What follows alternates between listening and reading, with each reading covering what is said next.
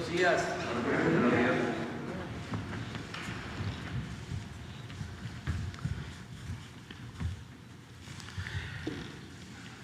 Bueno, el día de hoy, como todos los martes, vamos a informar sobre el pulso de la salud y en especial lo que tiene que ver con la pandemia.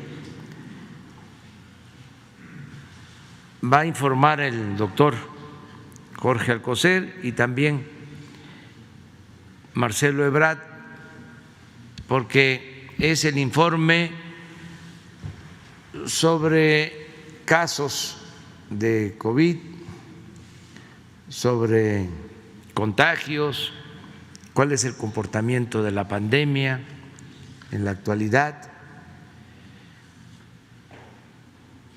Desgraciadamente todavía está haciendo estragos, sobre todo siguen habiendo fallecidos, que es lo que más debe de preocuparnos, aunque hay una tendencia, y yo no diría solo en México, sino en el mundo, a que la pandemia está cediendo, están bajando los casos en todo el mundo, es menos el contagio y están bajando también los fallecimientos, pero siguen habiendo y la disminución todavía no es como lo deseamos. En el caso de las vacunas vamos avanzando porque eso es lo que nos va a dar mayor seguridad. Se va avanzando, sigue en marcha el plan de vacunación nacional, el programa nacional de vacunación. Todos los días estamos vacunando, tenemos dosis en existencia y no se va a detener el plan de vacunación. Ya tenemos compromisos, hay garantía de que van a seguir llegando las vacunas y lo más pronto posible nos vamos a vacunar todos los mexicanos, de conformidad con lo que se acordó, de acuerdo a las recomendaciones de los médicos, de los expertos, que además de atender primero al personal de salud que está en los hospitales COVID, que están arriesgándose, salvando vidas, además de este grupo que debe ser atendido de manera especial, que ya está siendo vacunado prácticamente en su totalidad, además de ellos los adultos mayores. Ya se empezó con los adultos mayores, que es una población vulnerable y que hay que proteger. Entonces vamos a seguir con estos dos grupos y así vamos a continuar con el plan. Le vamos a dejar la palabra al doctor Jorge Alcocer, luego a Marcelo. Si nos alcanza el tiempo, nos comunicamos al aeropuerto porque llegan vacunas hoy de Pfizer. Van a estar llegando semana tras semana, en el caso de Pfizer y también de otras farmacéuticas y de otros países. Entonces vamos con el doctor Alcocer. Muchas gracias, señor presidente. Buenos días a todas y todos ustedes, un gusto en saludarlos nuevamente. Recuerdo que leí en algún lugar que no hay que apresurarnos en las cosas, puesto que toda cosa que vale la pena esperarla. Y hoy en el Pulso de la Salud, como ya dijera el señor presidente, presentamos cómo va la pandemia, cuál es el informe técnico que sí recoge mucho de lo que está sucediendo en el mundo y desde luego el avance, lo más importante hoy como una de las herramientas que van a limitar la expresión, la enfermedad y la mortalidad de los que están afectados por el virus o que se pretende que no lo estén debido a que es preventivo esto. Vamos a ver el avance de la vacunación. La primera imagen, si ustedes me permiten,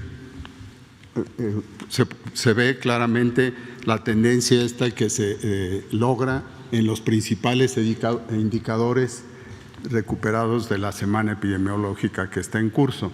Y podemos ver que se mantiene esto desde hace 3 semanas en términos generales, 4 en algunos lugares, pero de 4 a 6, un descenso en el número de casos. Como ustedes pueden ver que en el color azul se identifican como el azul en la curva de menos 13% que se ha mantenido en las últimas semanas. Lo que nos dice en color verde que hay 45.682 casos activos que mantienen activa la epidemia, que corresponden al 2%, y ustedes saben que a lo largo de esta pandemia se tienen estimados más de 2.283.465 y desde luego recuperados más de 1,5 millones de los pacientes que ya están en su casa, que ya pasaron por el diagnóstico y el seguimiento clínico de su enfermedad. Desafortunadamente, 186.152 casos han fallecido y desde luego esto nos queda todavía como parte de irlo manejando, puesto que es un poquito más lenta esta repercusión en las defunciones que lo que es en contener casos activos. Sin embargo, hay una tendencia claramente a definir que esta dificultad para poder contener la enfermedad ya está siendo influida por la vacunación que no solo en México, sino en otros lugares, en todo el mundo se está llevando. A la siguiente, por favor. Algo que distingue desde luego y en este escenario nacional, este segundo brote que estamos conociendo también en forma algo diferente al primero, es que hay un porcentaje, no como en la anterior ACME, en el anterior brote, el primero, en que básicamente se afectaba más a poblaciones mayores, a los 40, 50 años y desde luego también mayor en algunos estados a mujeres que a hombres. En este caso es 50% hombres, mujeres y desde luego, como ustedes pueden ver, la mediana de edad donde se ubica más es de 43 años, gente más joven. La siguiente, por favor. En cuanto a la evolución diaria de hospitalización, y aquí se les expresa desde el principio de la pandemia, en la afección de los mexicanos, a la actualidad, al día de ayer, tenemos que hay un 30% de ocupación nacional sin cambio en los días, en la ocupación diaria de hospitalización, que quiere decir que el total de personas hospitalizadas sigue en ese curso y además con las que están ocupando camas generales, y lo podemos ver en las siguientes dos tablas, donde el 29% a nivel nacional de las camas disponibles para hospitalización general no tienen ningún estado que las tenga en más del 70% y solo uno, que está a la baja, la Ciudad de México, tiene un 53% de ocupación y 31 estados tienen menos del 50%, lo que se traduce que tenemos 22.590 camas disponibles en este momento. La siguiente, por favor. Lo mismo sucede con aquellas camas que Es para individuos, para pacientes críticos que requieren ventilador, donde continúa progresivamente la disminución de la ocupación. Estamos en 32% de esta ocupación y solo la Ciudad de México, que tiene 56% de ocupación, está en ese ámbito. 31 de los estados, los 31 tienen en conjunto 7.505 camas disponibles del total de 11.038 que se cuenta en la actualidad. La siguiente, por favor. Entrando a la vacunación, vemos con buenas cifras como ayer se aplicaron alrededor de 50,000. Saben ustedes que se actualiza esto, puesto que es el corte a las 4 de la tarde de ayer, y esto va posiblemente a superar las 50,000 dosis aplicadas en un día. La siguiente, por favor, que sumada en su conjunto desde el 24 de diciembre que se inició la vacunación, rebasa los 2.500.000 del total de dosis aplicadas. La siguiente, por favor. Siendo así que los esquemas de vacunación, de acuerdo a la forma en que se priorizó, tenemos que el personal de salud ya tiene el 75% del personal de salud que está al frente de la primera línea de la atención a los pacientes con COVID. Una segunda dosis son 567,338 del total de 755,000 que se han aplicado la primera dosis. Esto ya cumple el 75%. Y el personal educativo, muy importante para la siguiente fase que se va a tomar en cuanto a los educativos, tenemos desde luego una primera dosis de 17,463 profesores y prácticamente el 95%, esto es en cuanto al personal educativo, y lo que nos tiene más atendiendo, más ocupados de la atención prioritaria a los adultos mayores. Tenemos ya 1.170.453 primeras dosis.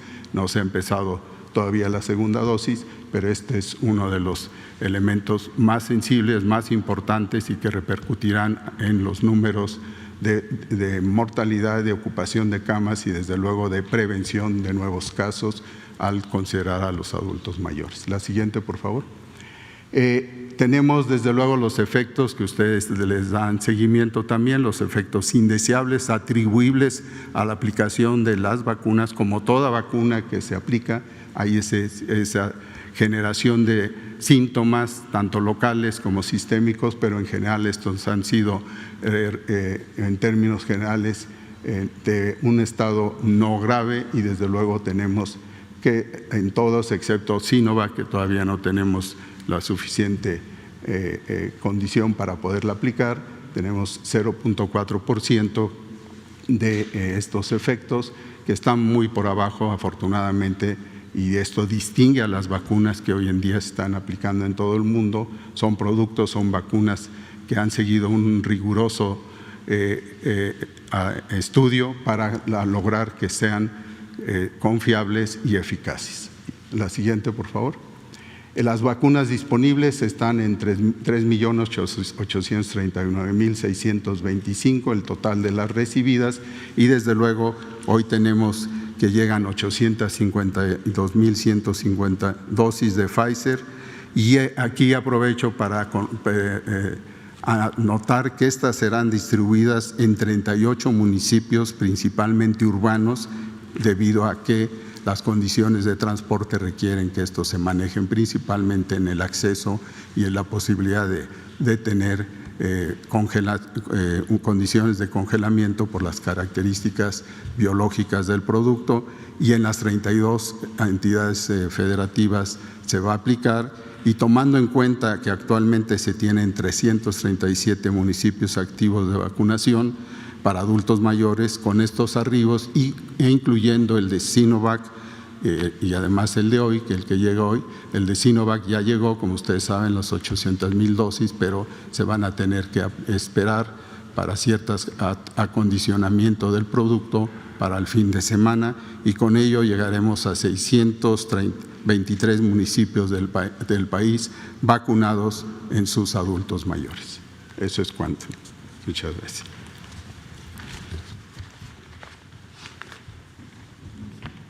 Adelante.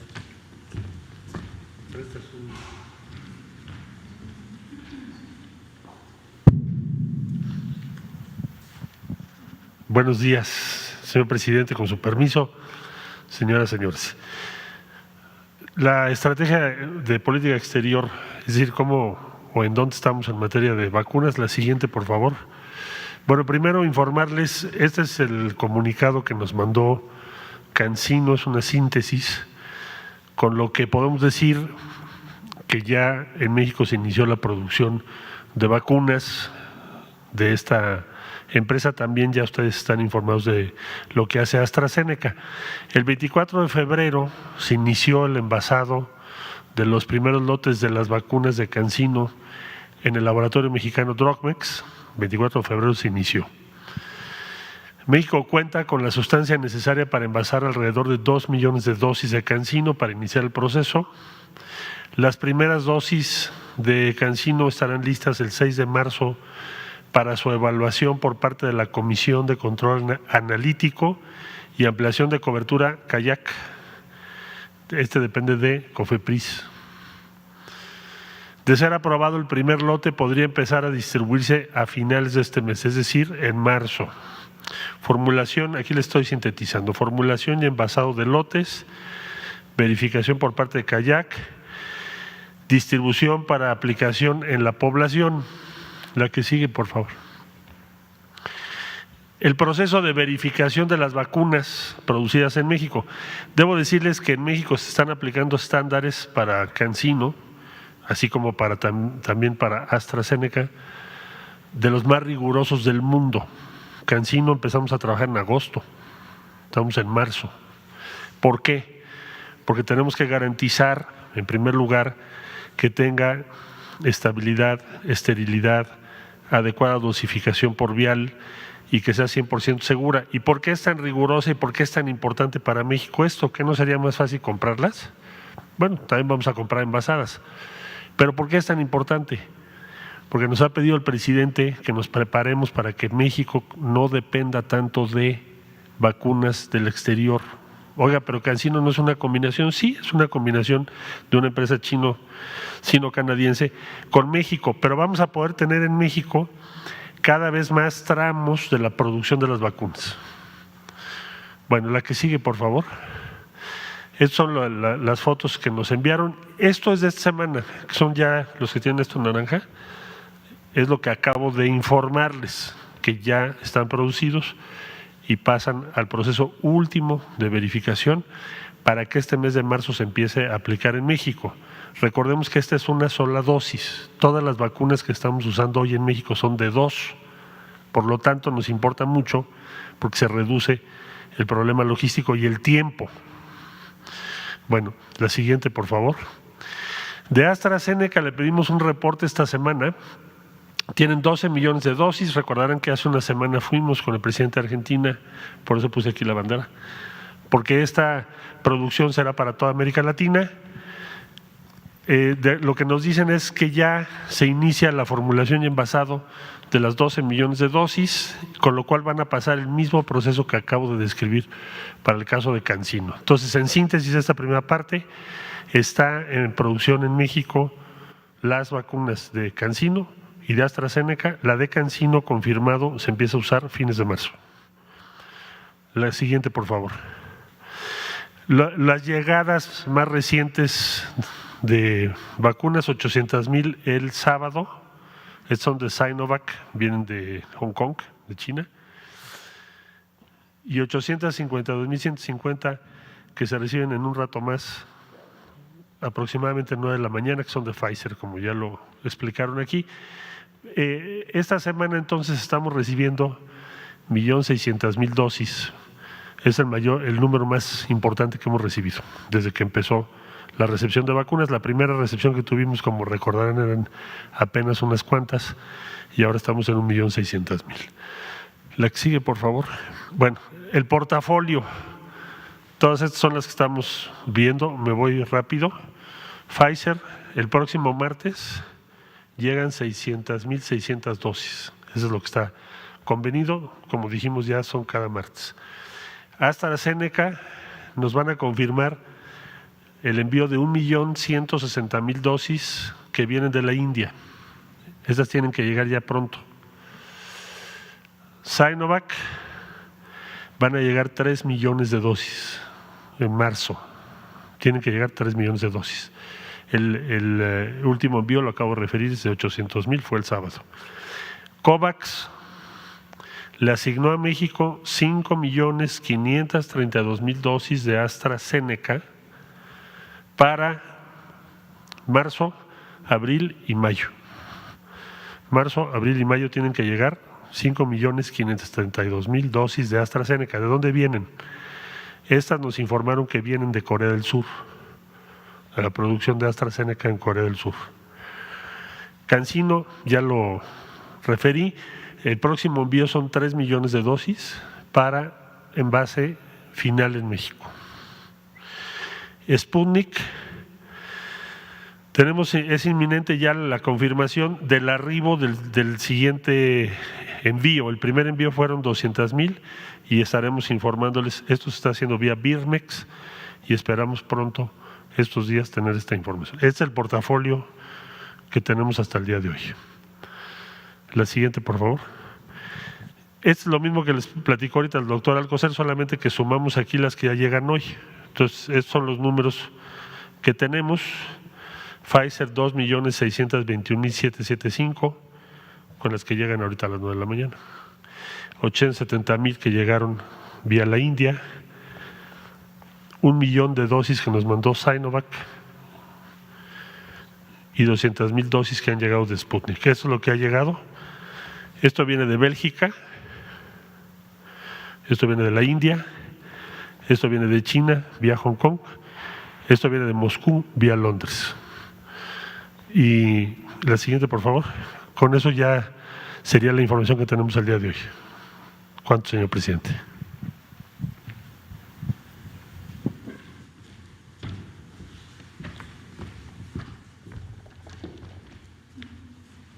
Vamos con las compañeras, las 3 compañeras.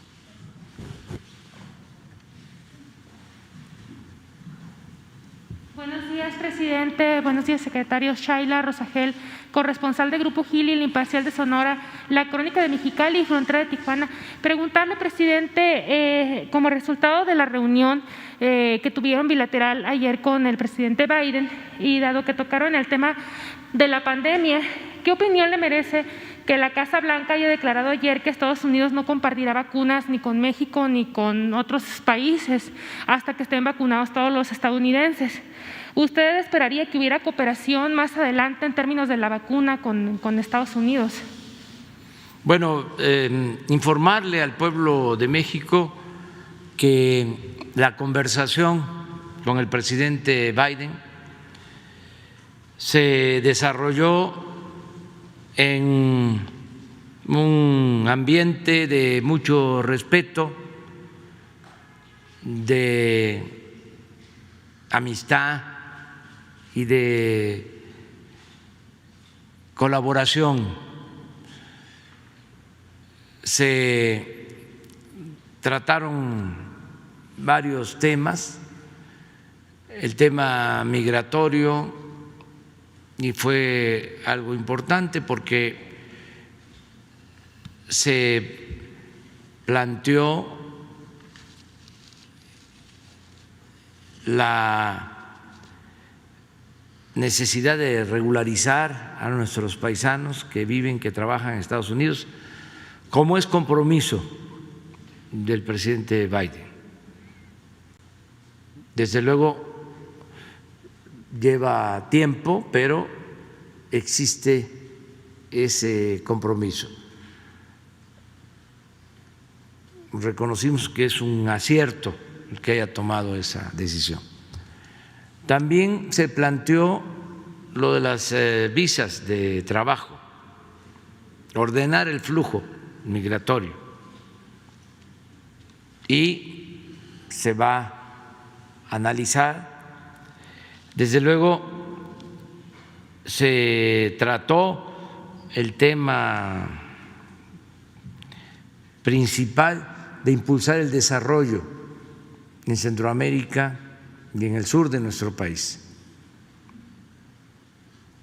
el presidente Biden ha propuesto destinar $4,000 millones para el desarrollo de pueblos en Centroamérica y en el sur de nuestro país. Y todo esto, y coincidimos, se tiene que llevar a cabo con respeto a los derechos humanos de los migrantes. Entonces fue muy buena la conversación y en este tema se acordó que sigan trabajando el secretario de Estado del Gobierno de Estados Unidos y el equipo correspondiente de parte del Gobierno de Estados Unidos, y por el lado nuestro el equipo mexicano está coordinado por Marcelo Ebrard y van a continuar trabajando. Se trató también lo de el cambio climático. Nos invitaron a una reunión con este propósito para el mes de abril. Sin duda va a participar una delegación de México para este encuentro.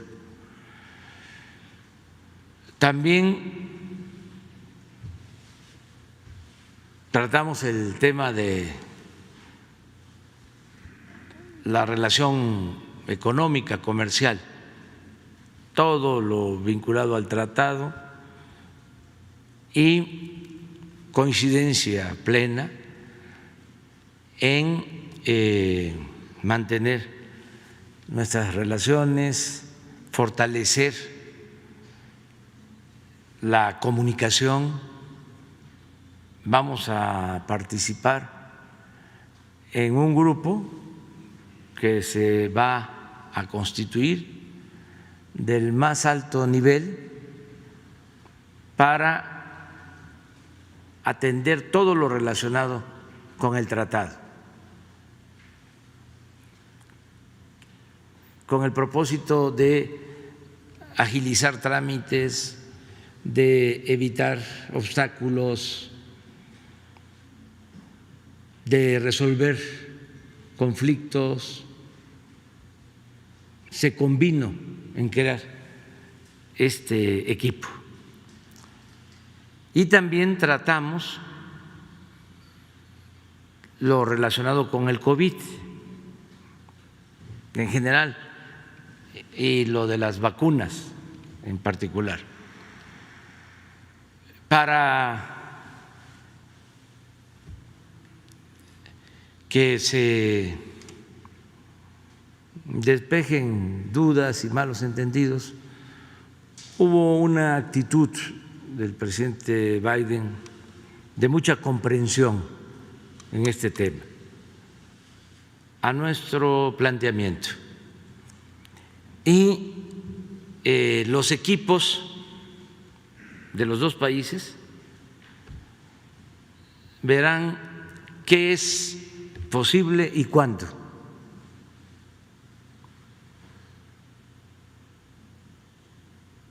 Pero hubo muy buena disposición, de modo que vamos a informar en su momento.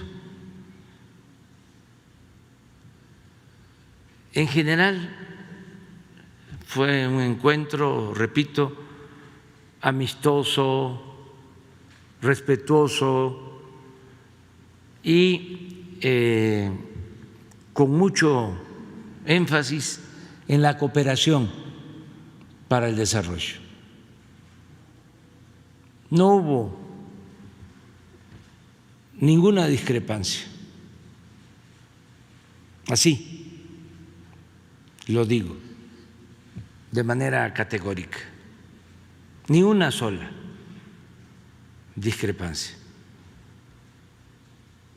Fue una conversación respetuosa y creo que muy buena para los dos países en especial para los pueblos de nuestras dos naciones. Eso fue lo que tratamos. Hubo una parte introductoria que se acordó que se hiciera pública y luego nos quedamos a desahogar la agenda.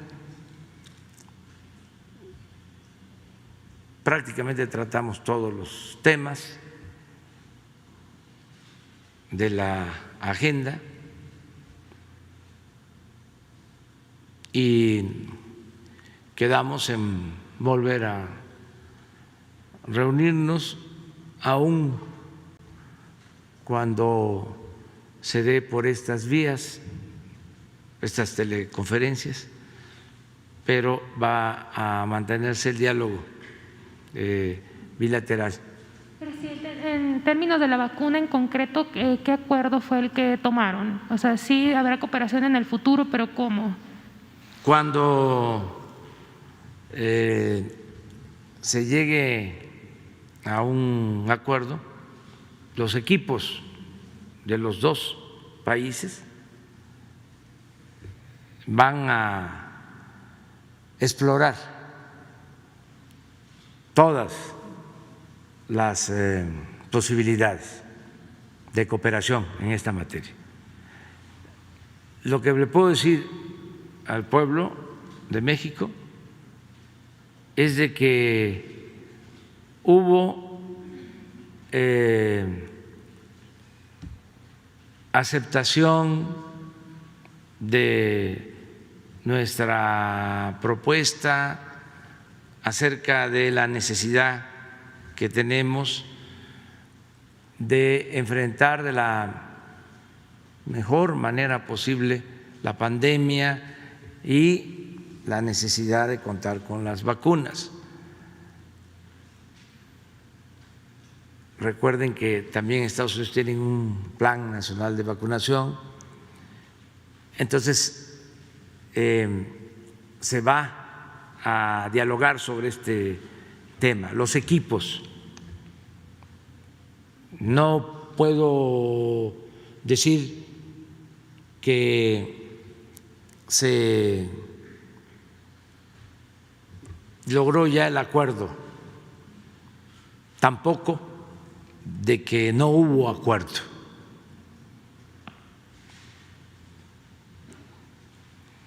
Nos fue bien, eso es lo que puedo decir. Presidente, y en otro tema, pues ayer vimos cómo ingresó y llegó hasta usted un joven y se le acercó desde aquí en la conferencia matutina, pues logró acercársele mucho y hasta lo rodeó con los brazos.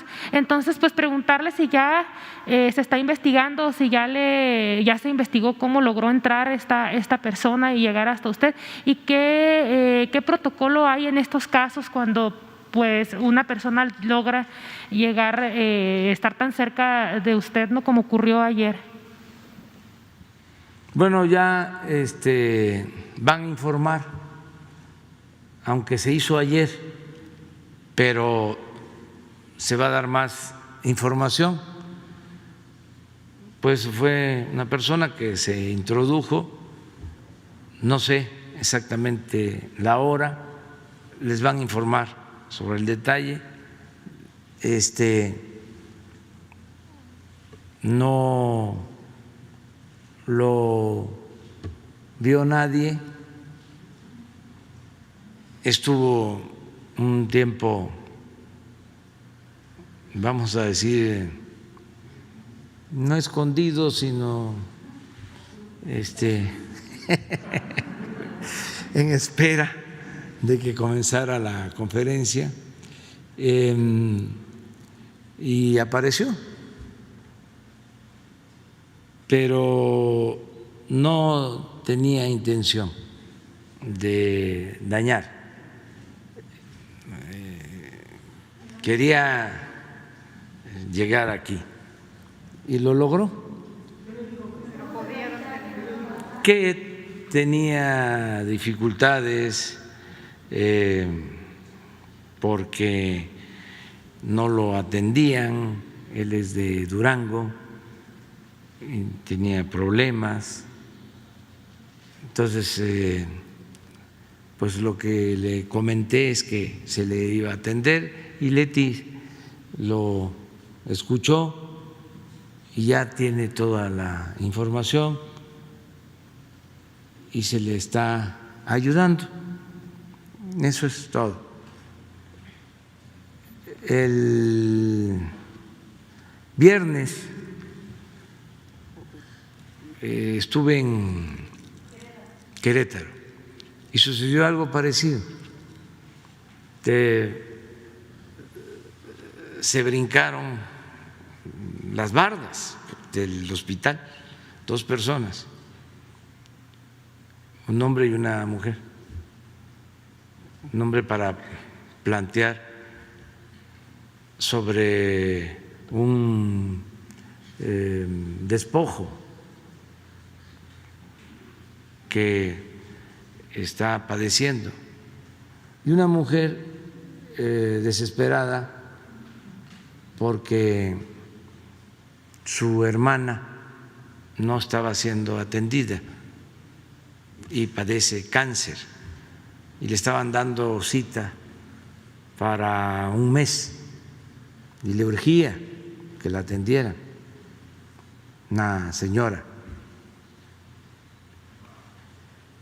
Y estábamos en el acto y vino la señora corriendo hacia mí. Yo creo que hasta quedó registrado en el video. Y también la quisieron detener y dije, no, dejen. Ya vino conmigo, ya me explicó desesperada lo que quería y le dije, bueno, espérame y ahorita te atendemos. Es que hay necesidades en la gente y muchas otras cosas. El pueblo, además de tener hambre y sed de justicia,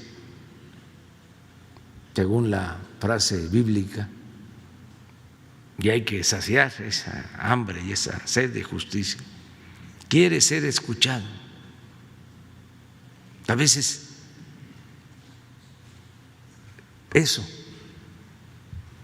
le ayuda. La gente quiere que se le escuche y hay que saber y tener paciencia para escuchar al pueblo. Presidente, ¿se van a tomar algunas medidas de seguridad? Pero aquí? tampoco nada extraordinario. El que lucha por la justicia no tiene nada que temer. Y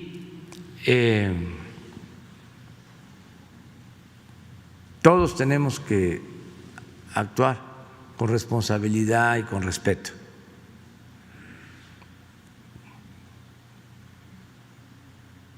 Y también, ayer lo dije,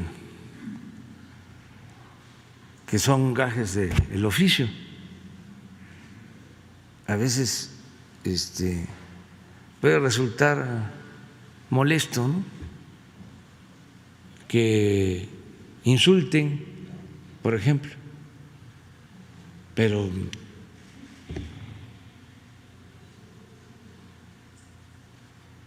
es nuestro trabajo, y más cuando se está llevando a cabo una transformación. Hay siempre molestias, hay coraje de opositores, en este caso de conservadores.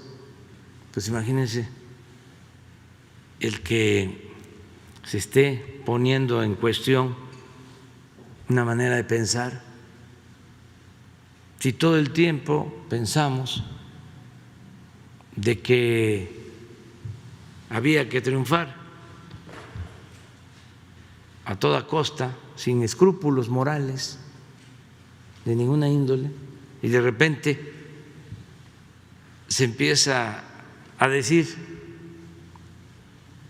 de que no es así, de que el fin no justifica los medios,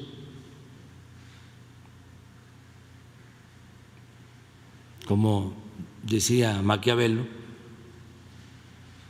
que el fin justificaba los medios, pues no.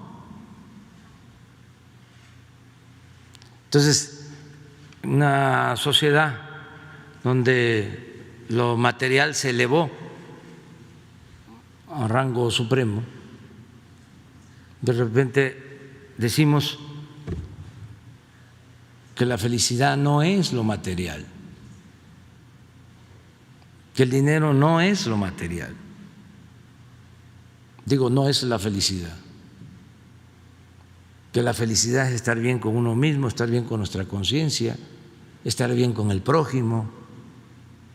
Imagínense si una gente ha pensado desde niño, por su formación familiar, de que si hay pobreza es porque la gente es floja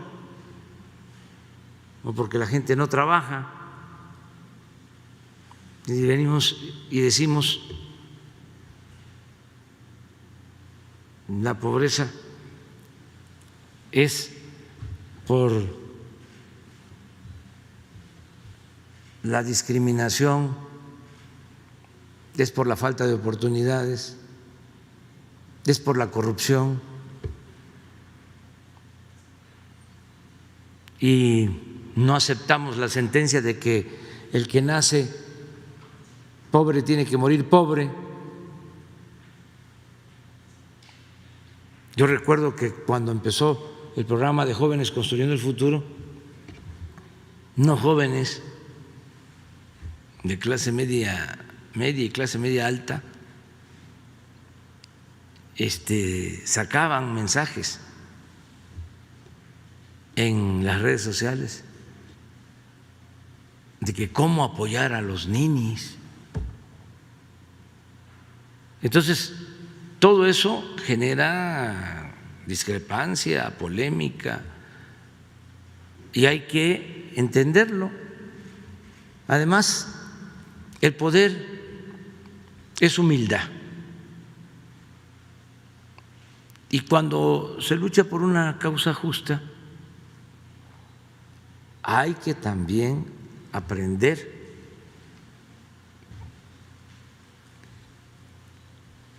a pagar una determinada cuota de humillación. Todos, cuando se está en una lucha. Entonces, imagínense, en el tiempo que fui opositor, pues una vez me bañaron de huevo.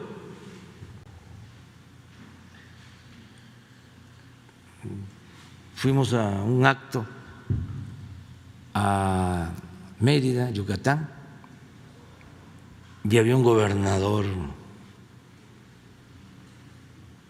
pero especial. Entonces, estamos en una reunión, estaba el finado Arnaldo Córdoba, José Agustín Ortiz Pinchetti, Lorenzo Meyer. Estamos ahí y de repente llegan unas señoras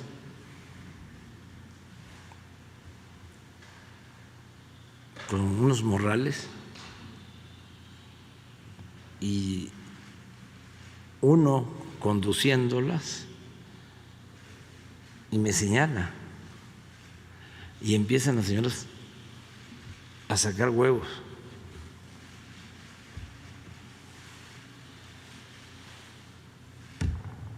Imagínense la humillación, ¿no?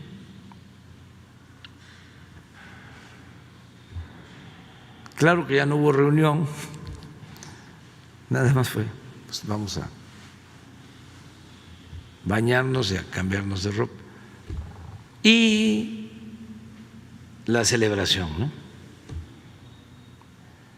hasta del finado Castillo Peraza en aquel entonces, aun cuando el que había mandado agredirnos era de otro partido.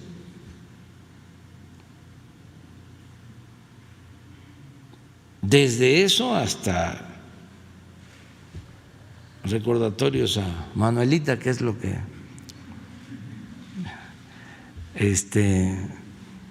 considero muy injusto, porque pobre Manuelita,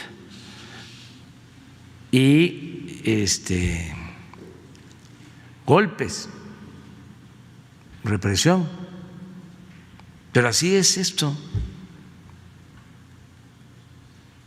Y actuar siempre de manera pacífica, no albergar odios, rencores, pero la verdad es que el conservadurismo es muy cerrado y autoritario. Por eso son los golpes de Estado y los crímenes, porque cuando no pueden recurren al uso de la fuerza bruta. Entonces, nosotros tenemos que seguir adelante, avanzando y tenerle confianza al pueblo, porque nuestro pueblo es muy respetuoso, muy respetuoso, en general.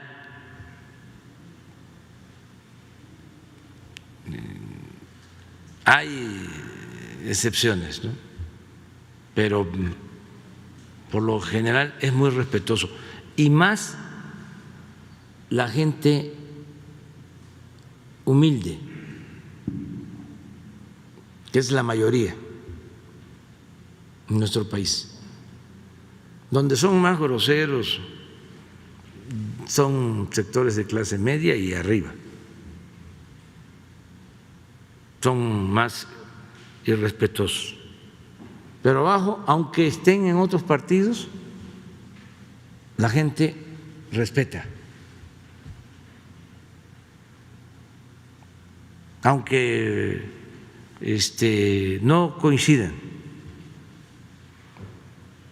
pero arriba son muy agresivos. Presidente, ya por último, Baja California contempla el regreso a clases presenciales de 2 escuelas por municipio a finales de este mes como un proyecto de ensayo. El secretario de Educación de esta entidad dijo que se envió a la Secretaría de Salud un padrón de 45,000 maestros prioritarios para la vacunación en este estado. El gobierno federal avala este retorno a clases presenciales con los protocolos debidos, y preguntarle si estos maestros que ya van a arrancar clases van a ser considerados para la vacunación en este mes, o cómo se contempla lograr la vacunación de estos maestros. Sería todo. Bueno, hay libertad, pero cada quien debe de asumir su responsabilidad. No podemos regresar a clases presenciales si no tenemos vacunados a los maestros, al personal educativo y también a los adultos mayores. Cuando menos para el regreso a clases se requiere de la vacunación a clases presenciales de maestros, del personal educativo y de los adultos mayores. Ya eso nos daría una garantía de protección ante la pandemia. no estoy prohibiendo, Cada gobierno puede tomar sus decisiones, incluso hasta los colegios particulares. La instrucción que tiene la secretaria de Educación es que se respete la decisión de padres de familia, de maestros y de directivos de las escuelas. Entonces, nosotros lo que estamos pensando es, a ver, en el caso de Campeche, ya prácticamente están todos los maestros vacunados, falta un porcentaje pequeño de doble dosis. Ya deben de faltar 20% de vacunarse ya por segunda vez todos los maestros de Campeche. Entonces, si en Campeche vacunamos a adultos mayores, ya vamos a poder reiniciar clases presenciales. Eso lo estamos analizando para ver si de estas vacunas los adultos mayores de Campeche los atendemos, porque también no es mucha la población y con las vacunas disponibles podemos hacerlo, iniciar en Campeche. Todo esto de común acuerdo con el gobernador y con los maestros, y así podríamos hacerlo en otros casos, en la medida que tengamos vacuna, y vamos a tener, es cosa de tiempo. Eso es lo que puedo comentar. Pero si es modelo y si es una decisión de las autoridades aceptada por los maestros, por los padres, adelante.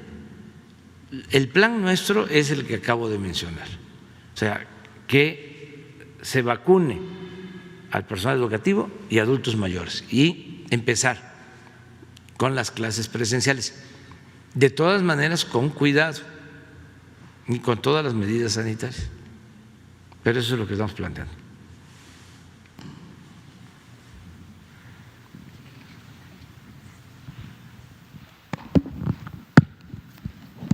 Gracias, presidente. Cindia Cerda, de Canal 11. Presidente, regresando a su diálogo, su primer encuentro bilateral con el presidente Joe Biden, ¿acordaron acaso la visita de alguno de ustedes al país vecino? ¿Cuándo iría usted hacia Estados Unidos? ¿Cuándo vendría Biden aquí a México? Bueno, sí, hay invitaciones mutuas. Él nos invitó a este foro de cambio climático en abril. Vamos a ver si podemos asistir. Si no, va a una comisión, o sea, sin duda vamos a participar. Yo lo invité a México porque en el tema del desarrollo para enfrentar el fenómeno migratorio, le hablé de las cortinas de desarrollo, el que la gente tenga posibilidades de empleo, de bienestar en sus comunidades, para que no se vea obligada a emigrar. Y le hablé del Tren Maya y le hablé del proyecto del Istmo y de los caminos de Oaxaca. Y me detuve en eso, explicándole de cómo la gente está haciendo los caminos, mujeres y hombres, y que eran obras de arte. Entonces lo invité, y cuando esté en México cuando usted lo desee, me gustaría invitarle a Oaxaca a ver esos caminos. ¿Tu primera visita sería a Oaxaca si es que viene a México? Quedó abierto, pero en la conversación se hicieron estas invitaciones. Entonces vamos viendo cuándo se logra el que yo vaya o él venga al país. La primera puerta está abierta para que en el mes de abril Sí. usted podría ir. Sí. ¿Y lo acompañaría el canciller Marcelo Ebrard? Sí, ¿Y la comitiva de Medio Ambiente? Claro, o él va encabezando la ¿Está delegación. definido si va a ser virtual, o sea, si va a ser presencial? ¿Está definido?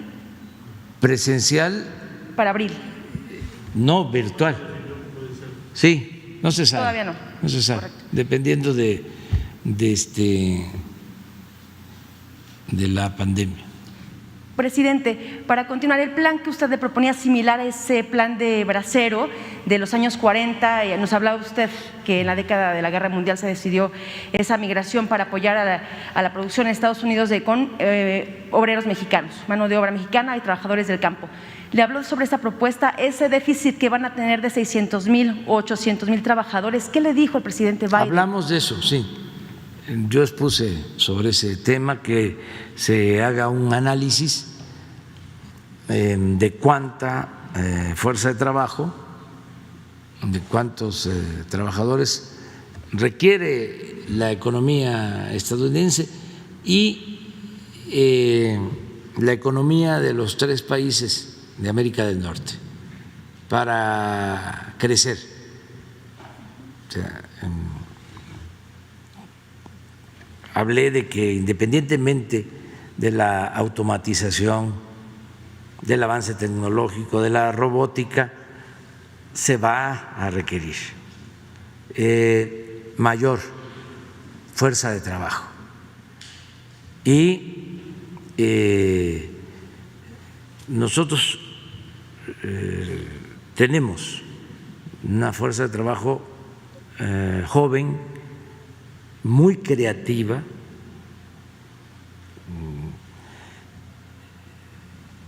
y los países de Centroamérica y de América es cosa de ordenar el flujo migratorio.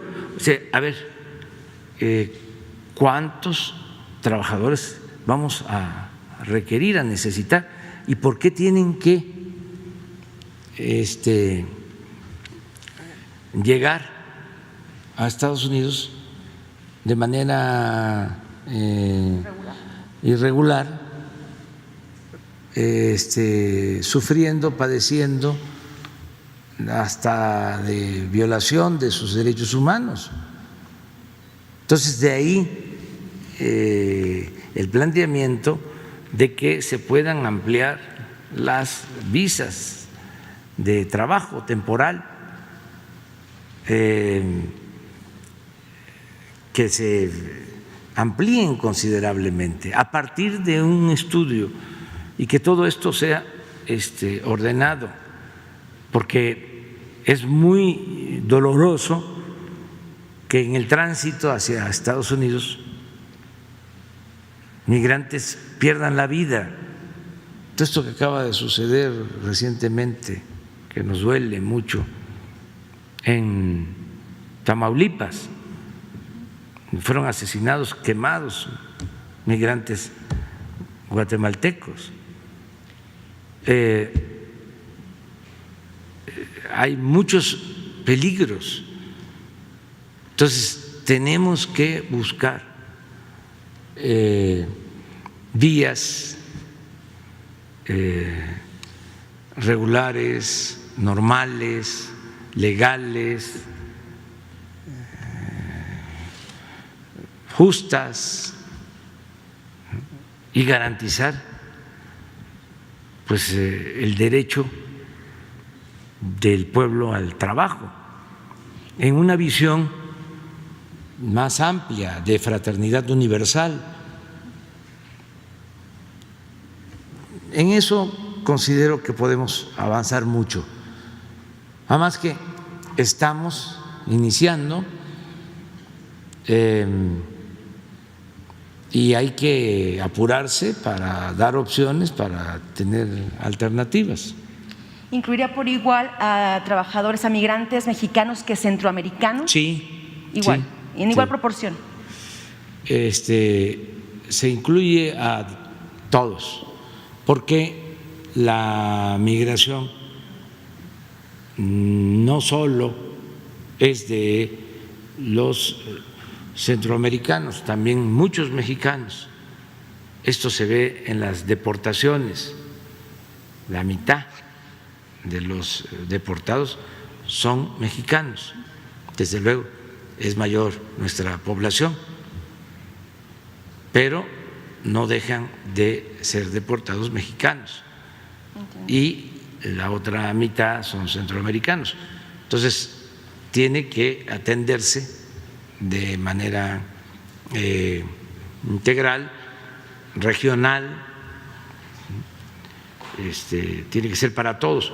Los programas de desarrollo consideramos que deben de aplicarse más en los países centroamericanos, pero también en el sureste de nuestro país. Gracias. Finalmente, presidente, usted tocó el tema de la autosuficiencia energética que pretende lograr su gobierno de México. Es el tema de la modificación que ya se aprobó para la ley de la industria eléctrica.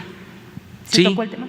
No se trató ese tema, o lo planteé porque hablé de las prioridades que tiene nuestro gobierno. Primero, moralizar al país, acabar con la corrupción, purificar la vida pública. Segundo, justicia.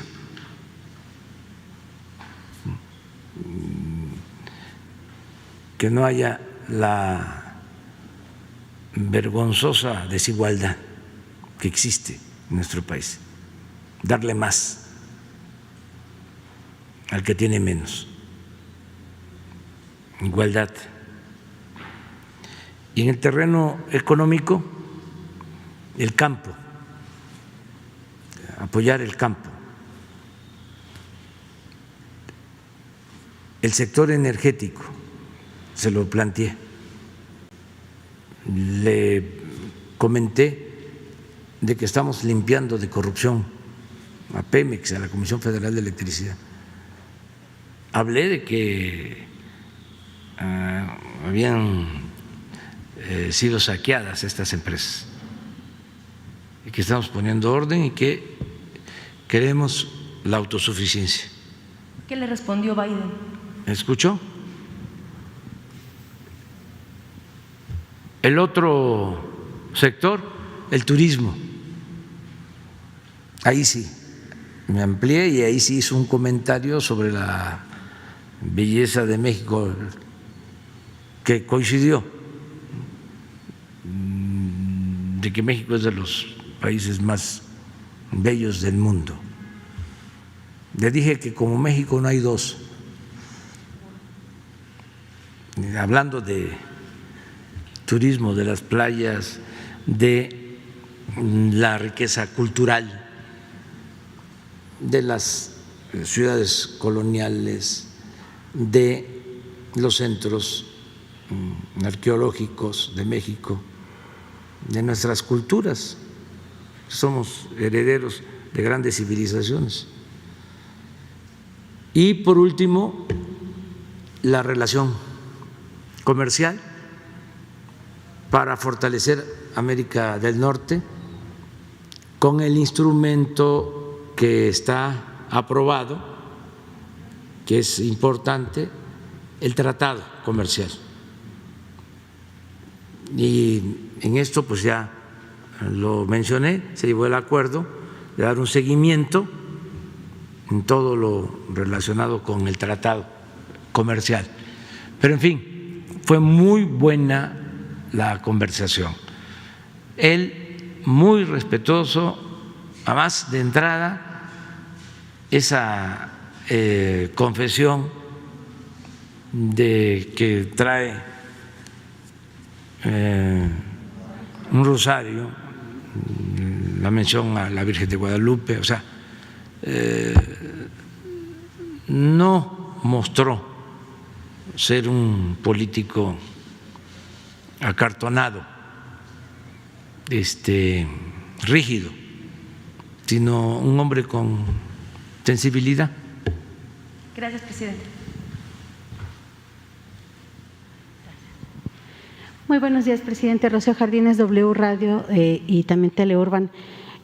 Usted comentaba esta posibilidad de regresar a clases ahí en Campeche, saber más o menos la fecha y también si, pues, cómo va este análisis de poder vacunar a otros maestros, a otros profesores, ¿de qué estados?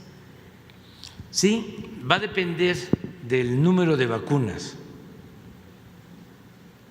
que todos los mexicanos sepan que tienen el derecho, que a todos se les va a atender, que es una cuestión de tiempo por la falta de las vacunas. Todavía no tenemos vacunas suficientes, pero esto se está resolviendo. Yo estimo que para abril, a más tardar, van a estar vacunados todos los adultos mayores del país. Estamos hablando de alrededor de 15 millones de adultos mayores de 60 años. Y esto nos va a ayudar muchísimo, porque repito, dicen los especialistas que si logramos vacunar a todos los adultos mayores, podemos bajar la mortalidad por COVID en un 80%. Entonces, son los médicos, las enfermeras, los trabajadores de hospitales COVID, los adultos mayores, vamos viendo maestros, no descartamos a otros sectores, tenemos a los enfermos crónicos pendientes, hipertensos, diabéticos, los que padecen de obesidad, los dentistas, odontólogos y muchos sectores. Entonces, tenemos un plan, queremos avanzar, pero depende del número de dosis. Ahora se está obteniendo pues cada vez más vacuna.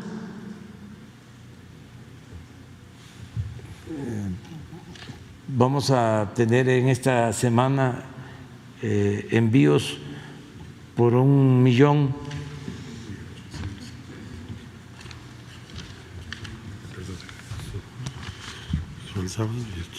Sí, hoy 852,000 dosis y el sábado 800,000, o sea 1.700.000 más o menos. Sí. Y hay pues el compromiso de que van a seguir llegando. Entonces vamos a mantener el plan de vacunación. Entonces vamos a avanzar. Okay, presidente, usted ha comentado que no hay como un proyecto para apoyar a las escuelas particulares. Sin embargo, pues siguen cerrando varios colegios por esta falta de recursos de los padres de familia que han perdido empleos. ¿Qué proyecto hay o si se está haciendo o pensando en algún proyecto para esas personas que están perdiendo sus empleos, que se están sumando además a las personas que han perdido empleos de otros sectores? Sí, mínimo el que podamos ayudarlos con la vacunación para que se regresen en las clases presenciales. Eso es un compromiso. Sí, los que ya cerraron. Y lo otro vamos viendo, porque desgraciadamente la pandemia afectó a sectores productivos y tenemos que actuar pues con prudencia para no endeudarnos, porque cualquier programa requiere de recursos y no conviene que el país se endeude como se hacía antes y se sigue haciendo ahora en otros países, pero no en México, porque ya lo hemos dicho, crece la deuda, se reduce nuestro presupuesto.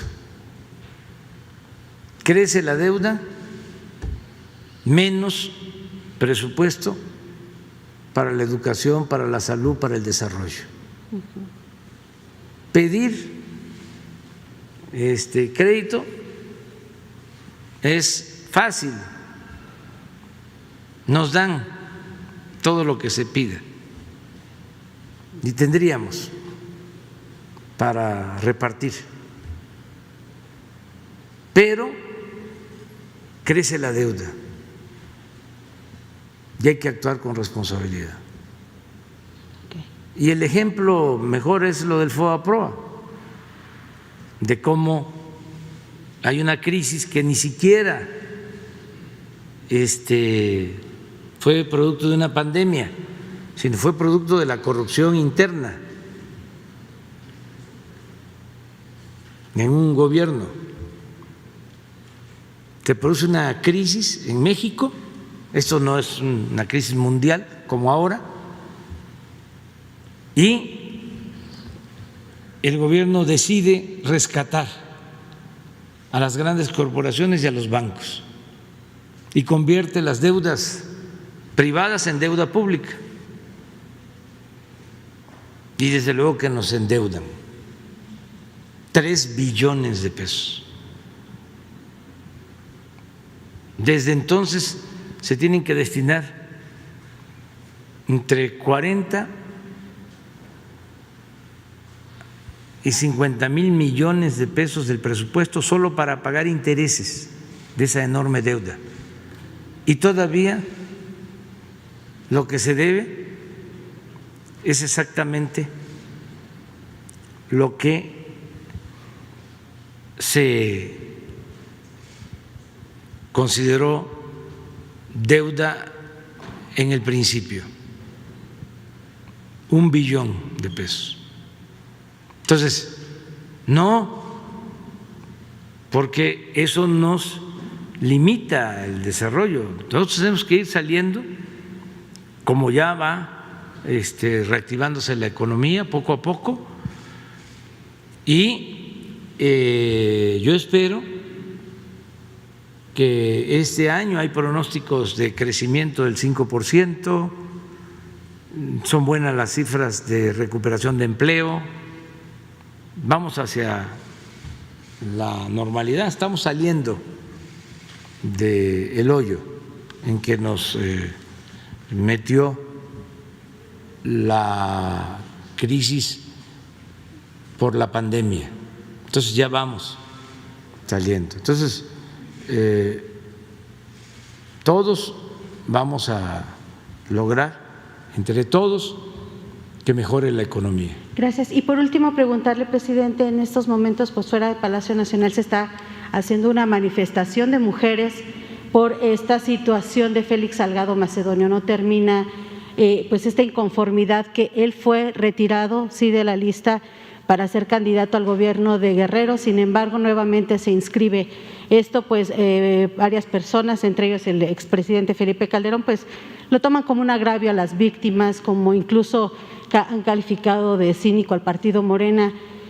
Pues, saber su postura sobre esto, presidente, y qué les va a responder a las mujeres, pues, que están exigiendo que no se den este tipo de candidaturas. Gracias, presidente. Pues es que no voy a responder, ya he dicho lo que pienso.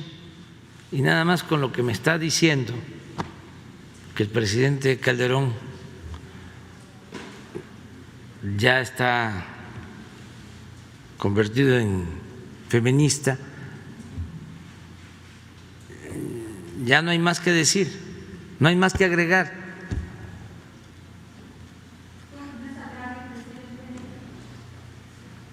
No quiero opinar, o sea, sostengo de que el pueblo de Guerrero debe de decidir,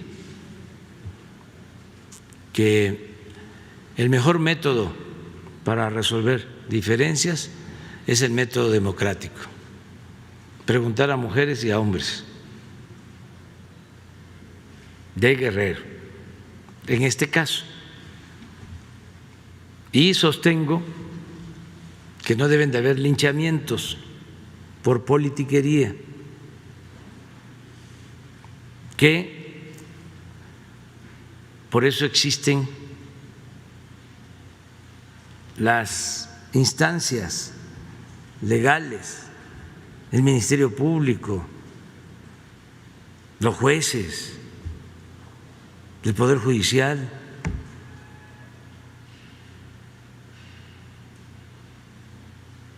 Y eso es lo que puedo opinar. Es muy lamentable que el movimiento feminista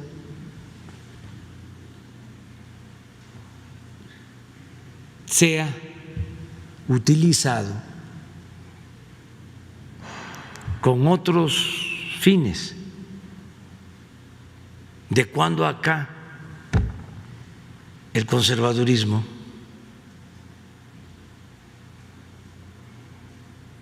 simpatiza con el movimiento feminista?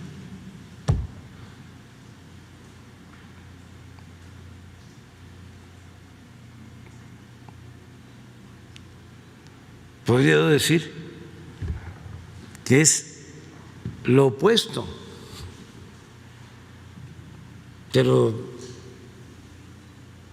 no quiero seguir tratando el asunto.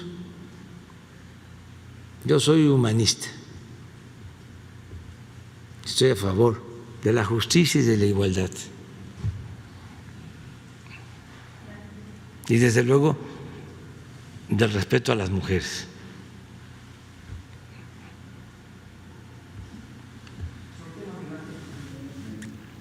A ver, pero es que, pero cuando, no es que no les quiera dar la palabra, es que trato del equilibrio porque como ya el norte está representado también acá, o sea, mañana. Presidente, gracias. Buenos días, secretarios. Buenos días. Alejandro Madrigal, de Univisión. Lo vimos en la reunión que sostuvieron ayer entre México y Estados Unidos. Lo vimos de un muy buen ánimo, incluso abordando los temas que a usted le gustan. En ese sentido, me gustaría que nos platicara cómo se desarrolló la reunión, sobre todo porque hay unos temas que son pendientes, presidente, entre ellos la legalización de los mexicanos que mandan el dinero a México y que de nueva cuenta hay cifras históricas y que están manteniendo la economía mexicana. Se está haciendo la presión también, quizás no presión, pero se está tomando en cuenta a todos esos mexicanos que están aportando en estos momentos a México y que el presidente Biden en su reforma migratoria quiere apoyar. ¿Se está haciendo la presión también de parte de México? Sí, con buenos modos hicimos todo el planteamiento sobre nuestros paisanos migrantes, los llamamos héroes. Se lo expresé al presidente Biden y los puse de ejemplo de cómo en una situación tan difícil, en donde ellos tienen que salir del país a buscar algo que mitigue su hambre, su pobreza, a buscar una vida mejor, arriesgándolo todo, salen adelante. Eso le dije. Y ahora nos están ayudando. Le dije, ahora que más los necesitábamos, más nos están ayudando. Y le mencioné de que el año pasado, aún con la pandemia, nuestros paisanos enviaron a sus familiares 40.600 millones de dólares. Y le comenté que en enero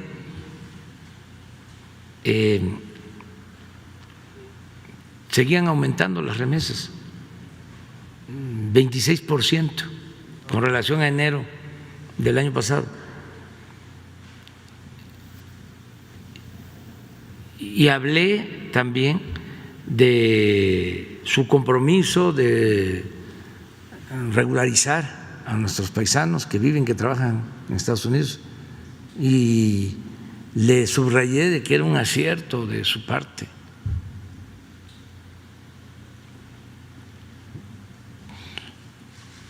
Le causó risa porque le dije, generó muchas expectativas porque le ven como el presidente migrante. Y entonces, pues muchos sienten que van a llegar a Estados Unidos y que tenemos que trabajar juntos para ordenar el flujo, porque no se puede de la noche a la mañana enfrentar este asunto. Lleva tiempo, se tiene que elaborar un plan general. Desde luego hay que atenderlo, pero tiene que haber un cauce. Entonces en eso coincidimos. Se habló de un refugio en Matamoros, de cómo se está atendiendo conjuntamente a migrantes en ese refugio. O sea, hablamos bastante. Yo no sé cuánto tiempo fue la conversación, como 1 hora y cuarto. Entonces, mucho se habló y tratamos el tema. Y todos los temas con absoluta libertad. Entonces, yo creo que fue una muy buena reunión bilateral y que tenemos que seguir en comunicación y trabajando. Los equipos estaban con él, todos los relacionados o todos los funcionarios vinculados con el tema migratorio, con seguridad. Bueno, el secretario de Estado, él mismo mencionó que el 60% de ese equipo tenía relación con México y con América Latina. ¿Por qué no lo haces tú y conoces el origen de estos servidores públicos? Con su permiso, señor presidente. Bueno, por parte de Estados Unidos estuvieron acompañando al presidente Biden, Anthony Blinken, secretario de Estado, ustedes ya lo conocen. El viernes estuvimos conversando, hizo una visita virtual a México. Fue, como ustedes saben, asesor, o ha sido durante muchos años el asesor, o uno de los asesores más importantes del actual presidente de Estados Unidos en materia de política exterior y seguridad. Estuvo Alejandro Mayorkas, secretario de Seguridad Nacional, o DHS, que tiene a su cargo, entre otras, CBP, todo lo que tiene que ver con el tema migratorio y la seguridad de los Estados Unidos. Él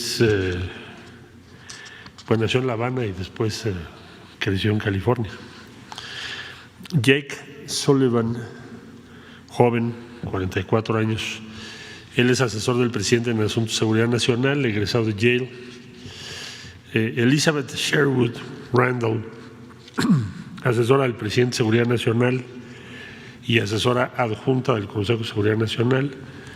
Roberta Jacobson, bueno, aquí la conocemos muy bien, fue embajadora en México, conoce muy bien nuestro país.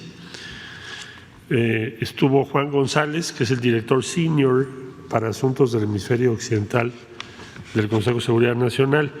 Entonces, como ustedes podrán advertir por el nivel y la experiencia de quienes acompañaron al presidente Biden, pues se trató de una reunión de alto nivel, es un tema central.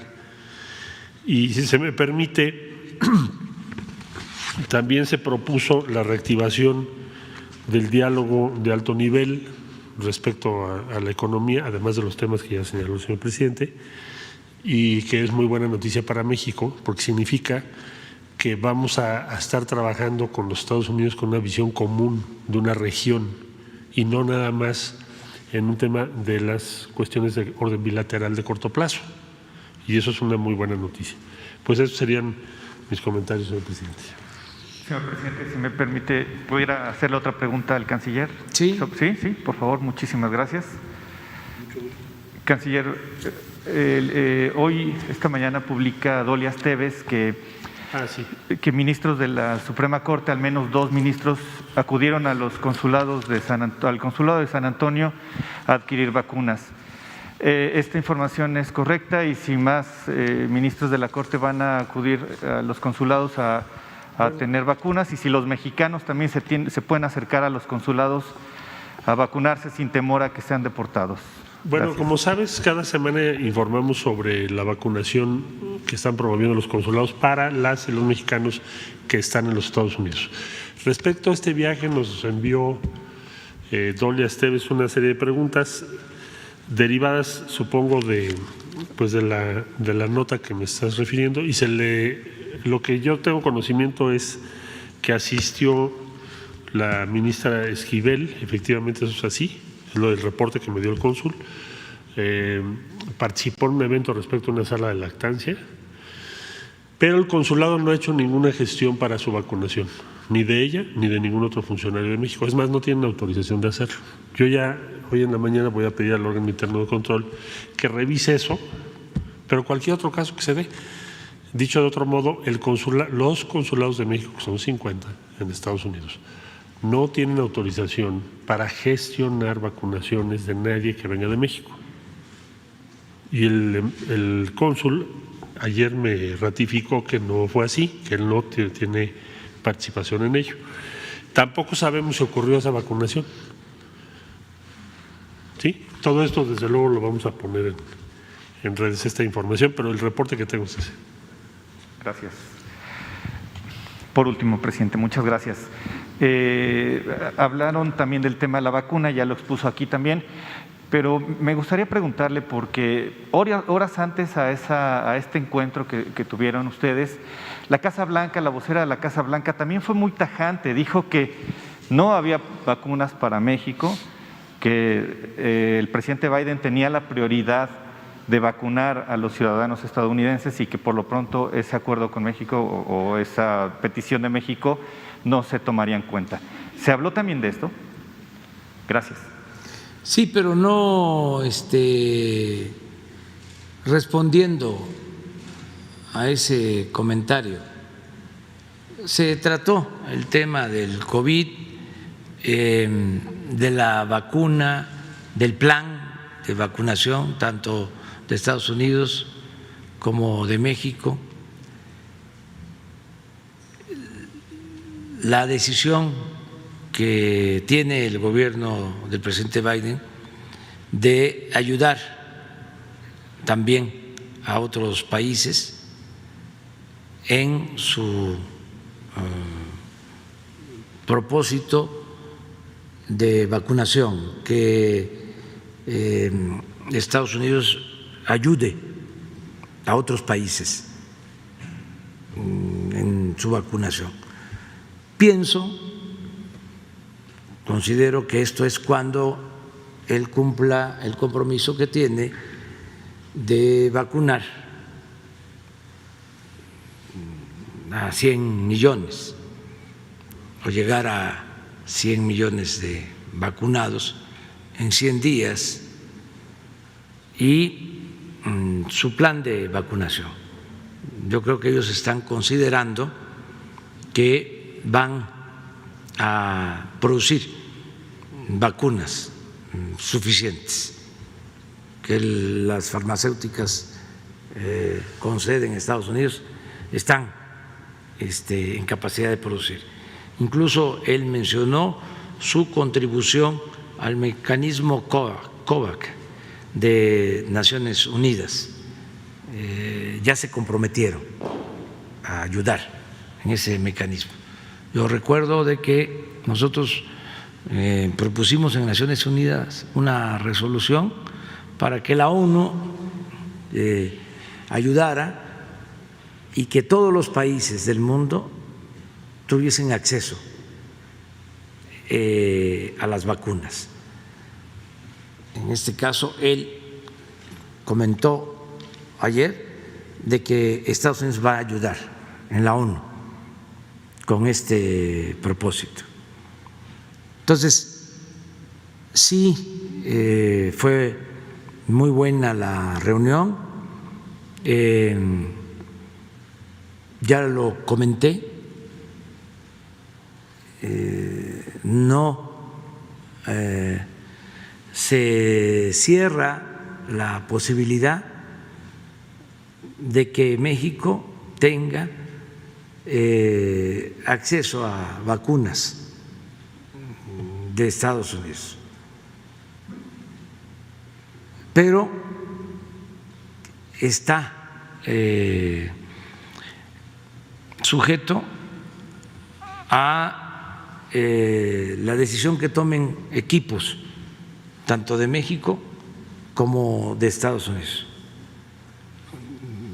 Ellos van a decidir si es posible y cuándo. O sea, no está cerrada la posibilidad. Y todo esto en un ambiente de cooperación, diría de solidaridad, en un buen ambiente, con el principal socio comercial y nuestro vecino, con quien nos unen muchas cosas, la geografía y la economía y el comercio y la cultura y la historia, a veces, como él mismo lo mencionó, de confrontación, de tensiones, de abusos que no se olvidan, y también momentos de colaboración, de trabajo conjunto, como es lo que se desea en esta nueva etapa, que podamos complementarnos en lo económico, integrarnos en lo económico y potenciar América del Norte y al continente americano para fortalecernos como región en el mundo. Ese es el planteamiento central. Y esto se entendió muy bien, hay coincidencias y además existen relaciones de amistad con el pueblo de Estados Unidos. No olvidemos, son 38 millones de mexicanos que viven y trabajan en Estados Unidos, hijos de mexicanos o quienes nacieron en nuestro país y viven en Estados Unidos. 38 millones de mexicanos.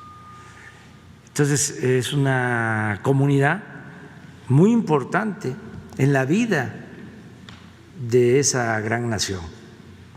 Entonces las relaciones entre los gobiernos tienen que ser buenas.